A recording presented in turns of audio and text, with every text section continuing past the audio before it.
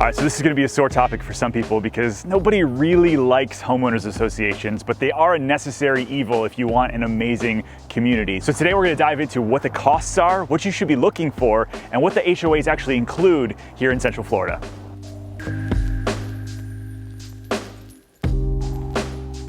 Dude, let's do this in the car. It's cold outside.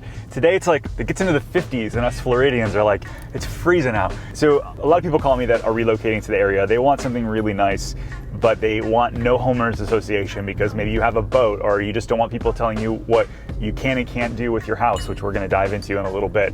So I actually ran some numbers this morning to figure out how many areas of Central Florida or how many homes percentage-wise have no homeowners association. So as of this morning, there were 4,100 homes for sale in all of Central Florida, in Lake County, Orange, Osceola, and Seminole counties. And of those, less than 1,000 had no HOA, to where you could pretty much do whatever you want. So you really have to decide, how important is it to live in an area with no HOA where you can kind of do a little bit of what you want, or do you want something that's a little bit more manicured? Like today, we're in Celebration that has probably one of the most strict HOAs in all of Central Florida, but it's super well maintained. So that's a decision that you're gonna have to make. You might be asking yourself, what's included in the homeowners associations? Well, every neighborhood is a little different. Some have amazing amenities with large pools, gyms, tennis courts, fitness centers, activities directors, and all types of things that would make you feel like you're living at a resort. But pretty much every homeowners association has maintenance of the common areas. They change the light bulbs on the street. They have to hire somebody like that's gonna landscape the area to make sure it looks really nice and is well maintained. They also have management companies. Most of our neighborhoods here are not self-managed, meaning the neighbors don't actually manage the homeowners association. They actually hire a management company to take care of all of these things for them, and that they're professionally done. So you add all that up, you add on some additional reserve money, and then you divide it by how many homes are in the neighborhood, and that is how you come up with your homeowners association fee.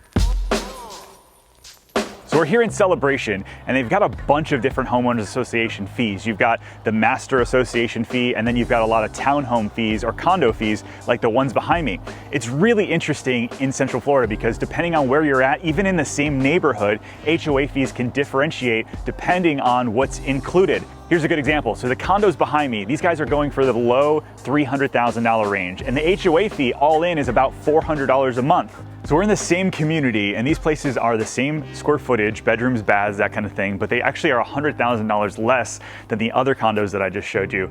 The reason being is that the homeowners association is $300 more a month back in this area than in the other. And so when you're going through the process, looking at different areas and different homeowners association fees versus the purchase price, you need to decide, am I getting enough back in value to pay that monthly? Because if you're not getting something out of your homeowners association, well, then you might as well go spend that a little bit more on the purchase price and get something that you really want.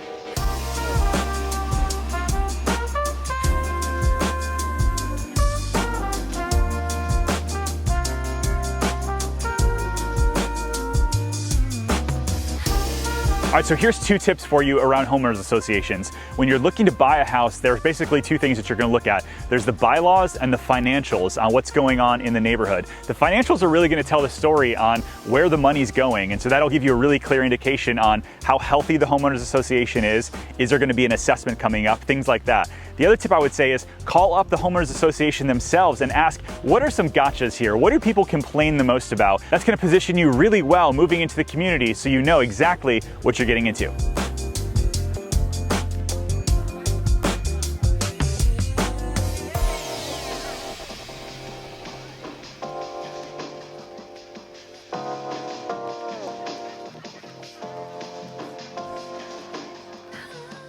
All right, so we talked about costs, we talked about stats, and a couple tips around homeowners association. The last piece that we're gonna talk about is when you look at the actual cost of a homeowners association versus the price that you're paying for a home, those are some things to think about because really HOA fees are kind of like sunk costs. They're like taxes. They're gonna be something you have to pay every single month. And so if you're not getting in return what you pay for homeowners association, you might want to look elsewhere unless you really love what it's going to include. So listen, if you're looking to buy or sell a house anywhere in Central Florida, I'd love to be your real estate resource of choice. Make sure you're subscribed to our channel as we're putting out new videos every single week.